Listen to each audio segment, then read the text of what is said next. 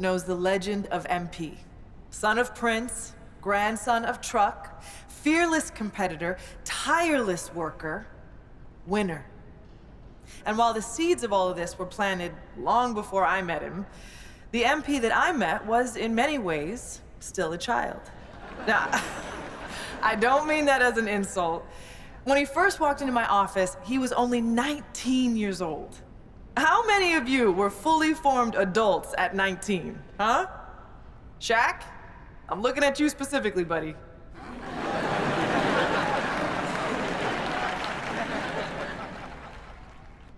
Now, what do I mean when I say he was a child? Well, for one thing, he had a child's enthusiasm for the game. MP hung on my every word when we first met. Listened to everything I said like it was the most important thing he had ever heard. I mean, he really did listen. You know, he'd go out and execute something you talked about in a film session like he'd been working on it his entire life. But he was a child in other ways, too.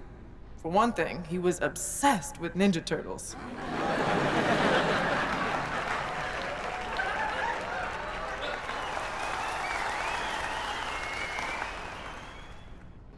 I'm serious. He had the figurines and everything. He said they'd be worth a lot of money one day, but I'm pretty sure he played with them when no one was watching.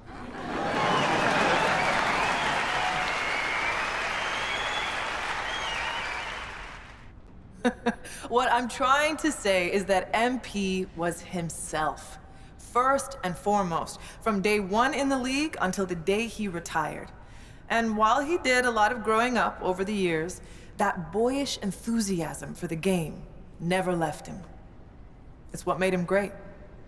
He never lost that passion for learning and growing and getting better. And I'm pretty sure he still has those Ninja Turtle figurines laying around somewhere. Now, you can't talk about MP without talking about his accomplishments on the court. So, let me talk about some of the most impressive.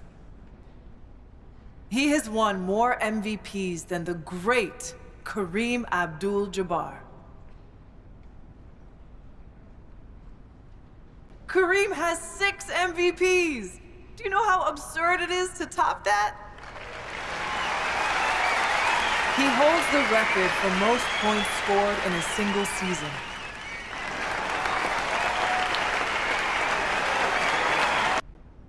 That's right. He scored more points in a single year than Wilt. More than MJ, more than LeBron, more than whoever your favorite's favorite is. MP was that dude. He broke the most unbreakable record in sports, topping Wilt's famous 100-point game.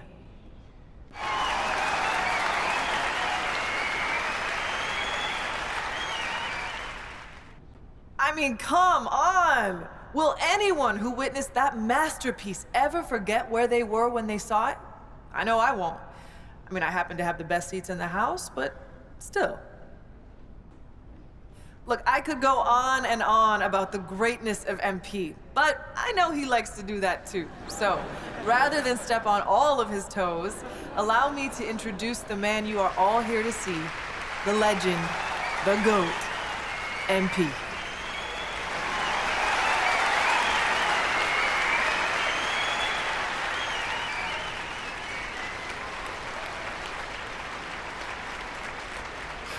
Thank you, thank you, thank you so much. And thank you, Coach Warren, for that beautiful introduction.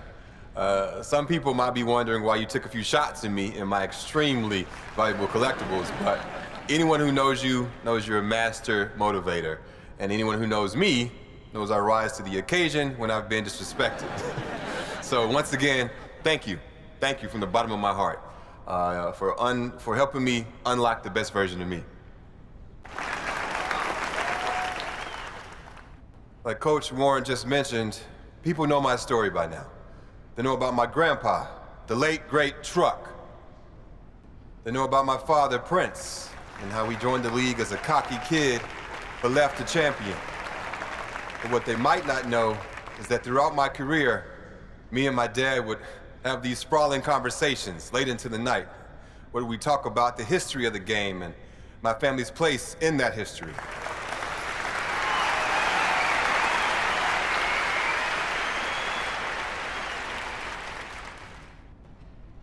One of my favorite memories from those conversations was the time my dad told me the story of my grandpa's first NBA game. My grandpa didn't have the advantages I had growing up. He was raised in the inner city by a blue-collar father and a stay-at-home mom. There were times when they struggled to put food on the table, but he never complained. He never asked, "Why me?" He just put his head down and got to work. He could have taken the easy way out and did things he wasn't supposed to make a quick buck. But my grandpa, he wasn't built like that. He had love in his heart, and he wanted to make his parents proud. Now, don't get me wrong. If you mess with him or someone he loved, hey, well, trust me, you didn't want to do that. When it came time to fight for what was right, he never backed down. And that's the kind of ball player he was. He didn't have the most skill, but he had the most heart. He fought for a spot in the NBA like his life depended on it. Through sheer force of will, he got drafted by the Celtics in the 3rd round. He was sent to a minor league team to start his career, but he stayed ready. And it's a good thing that he did, because he only had 24 hours from the time he was called up to the time he had to guard Magic Johnson. And what did he do? He shut him down when everyone expected him to fall on his face. Nah, my grandpa, he rose to the occasion. I'll never forget the pride I saw on my father's face when he told me that story. He knew that if it wasn't for my grandpa's fierceness, loyalty, and unwavering belief in himself, neither of us would be where we are today. I love you, Grandpa. Thanks for everything.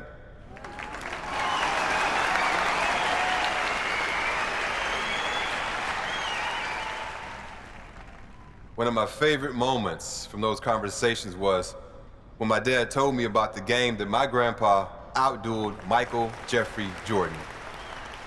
Everyone remembers Truck as a defensive force, a great locker room guy, a valuable veteran mentor who showed young guys the ropes. But what most people don't remember is that the man could hoop. Now, that wasn't his strength, but when he felt like the team needed it, he wasn't afraid to get into his bag. If you don't believe me, watch the game. For those who need a refresher, the Pistons lost their first 3 matchups with the Bulls that year, and Coach Daly was sick of it. So during the 4th game, when MJ went out for 11 of the Bulls' first 12 points, my grandpa got the call to come in and knock MJ around a little, bad boy style. But Grandpa had other plans. He knew that what the team needed that day was for someone to go toe-to-toe with his airness. And by the time the dust settled, defensive stalwart Truck had outdueled the great Michael Jordan. The thing that I love about that story is that it shows a side of my grandpa most people didn't get to see. He sacrificed for his family, and he was a really serious guy, but he loved life, and he loved the game of basketball.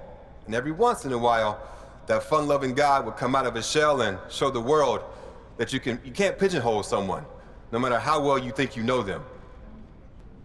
One of my favorite memories from those conversations was the time that my dad told me about his first game against the late, great Kobe Bryant. People might remember that my dad was on fire that game, and you might expect him to be proud of that. But it turned out to be the worst thing for him, because it gave him too much confidence. You need to believe in yourself to make it in this league, for sure. But the flip side to that is you have to stay hungry. And sometimes, when you get early success, it can go to your head. That's what happened to my dad. He took his foot off the gas and was left behind. For a little while, anyway. The great thing about this story is it ends in triumph. Rather than whine and sulk his way out of the league, he got his head screwed on straight, got to work, and ended his career a champion. Growth isn't linear. When you think things can only go up, they go down. And when you think things can only go down, hey, they go up. My dad learned that the hard way, but he learned it. And that perseverance is something I'll always respect about him. One of my favorite memories from those conversations is when my dad told me about shutting down the great LeBron James in the NBA Finals. I love you, LeBron, don't get me wrong, but this is my moment, so I gotta tell this story.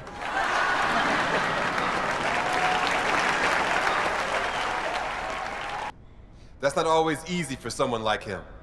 My dad could hoop. He had everything in his bag. But the proudest moment of his career was Game 4 of the finals, when he used every last ounce of energy he had to shut down the greatest player on the planet. And again, I'm sorry, LeBron, but he held King James to under 10 points. Do you understand how wild that is in that moment?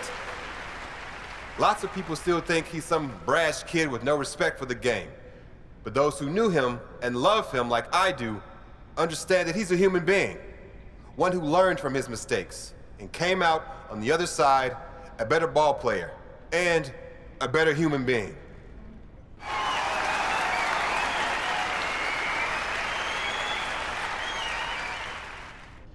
My family paved the way for me, and I had every advantage growing up.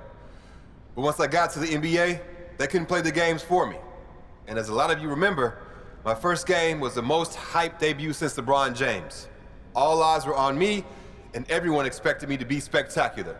So what did I do? I went out there and stunk it up. I mean, I was bad.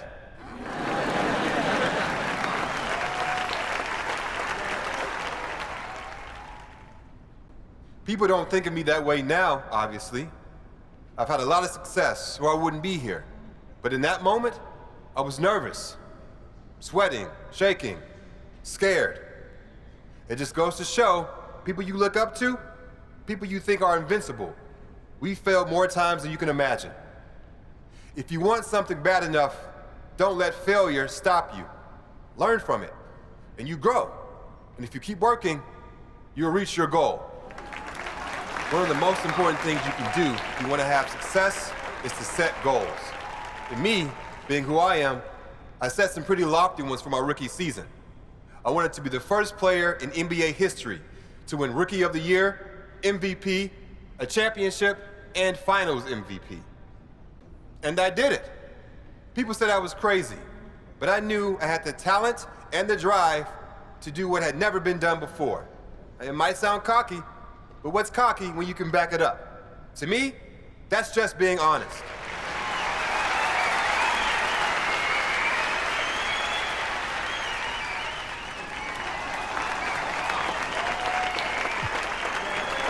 Speaking of being a legend, who can't forget all those championships I won? I know you can't, Michael. I know you can't, LeBron.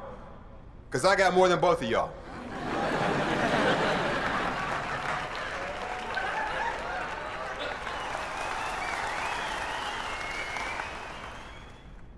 That might seem petty to some of you, but you can't get to where I am without being competitive.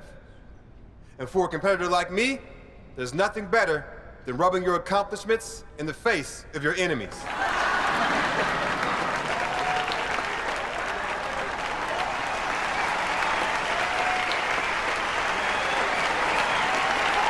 I don't want to take up too much of your time, but I do want to touch on this GOAT discussion that's been making the rounds after a couple of high-profile pundits have named me the best to ever do it. On the one hand, it's flattering. When you work as hard as I do at something like this, of course, a part of you wants to be the greatest. But what a lot of people in my situation won't admit is that so much of what I've accomplished comes down to luck. Yes, I made the most of my situation.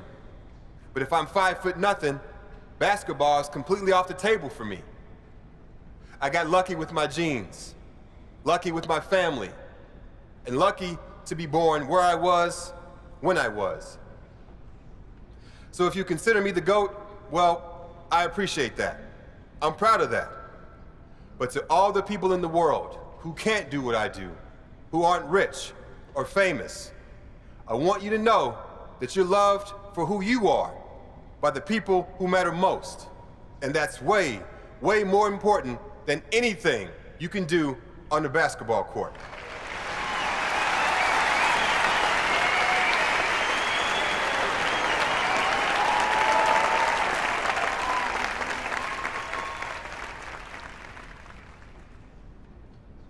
I love you all. I appreciate you all. And I thank you. Thank you for your time.